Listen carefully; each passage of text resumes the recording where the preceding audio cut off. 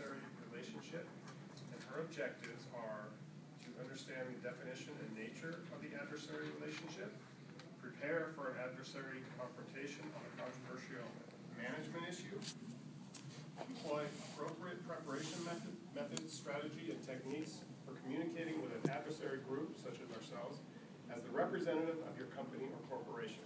Her speech today is 5 to 7 minutes.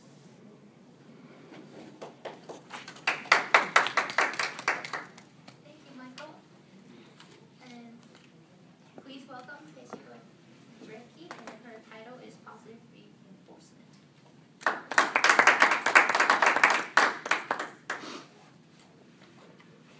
You are not allowed to talk like that anymore, was the final text I sent to a friend who found herself newly single and accompanied by a now empty bottle of wine. Sure, that wasn't the best positive reinforcement that I did come up with, but it was the only thing that came to mind. I went about my night, but kept thinking about her actions and about how so often I had done the exact same thing. I had definitely been there before, in a situation that was far from what I expected. I would then start thinking about how my actions got me to the place I did not expect to be, and would proceed in throwing myself the best pity party you've ever seen. I also that night reflected on situations that I had accomplished what I set out to, because this has happened before also. I reflected back on my most recent accomplishment, which was a 30-day body challenge. Now, I started off the body challenge thinking, I'm not in that bad of shape. I was soon proven wrong. We started with a fitness test, which began with push-ups and sit-ups, no big deal.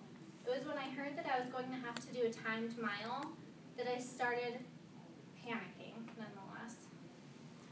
I had never been a runner. I could not run. And every person I saw, from the time I found out about that timed mile to the time that I did it, I asked them, do you even know how far a mile is? Like, there is no way this is happening. I finished my mile in 13 minutes and 15 seconds. Now, I was actually kind of proud of this because I had made it. I went home and shared the news with my husband and my brother, who happened to be over.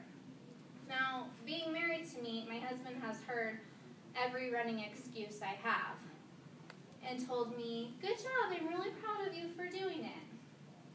My brother, who has never been called mousy before, started laughing at me and said, are you kidding me? 13 minutes? People can walk faster than that. I informed him that people could indeed not walk faster than that because I ran a good majority of that mile. I finished the body challenge and 27 fitness classes that it entailed, and it was time for our follow-up fitness test. Once again, push-ups and sit-ups, no big deal. I was happy to see that they had improved, but the mile was what I was most looking towards. I started that mile and just kept telling myself, don't walk, just keep running. As long as you keep jogging, jog as slow as you have to, you will make it through. Do not walk.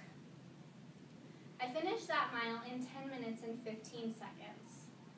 A little better, and now I knew that I could in fact run a whole mile.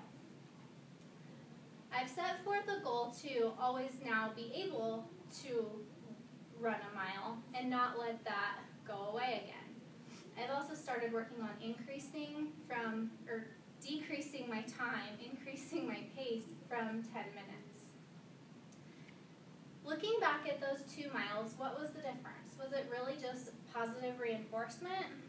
Well, obviously my fitness classes had something to do with it, but my attitude helped a great deal.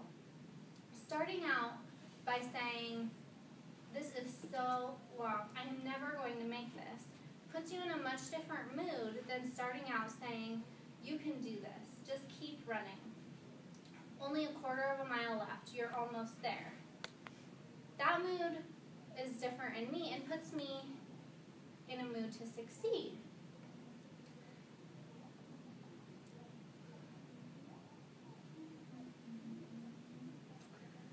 I'd like to conclude today, because I can't remember anything else, by asking you, is there an area in your life where positive reinforcement would help? Do you need to implement "you're not allowed to talk like that anymore"? Thank you.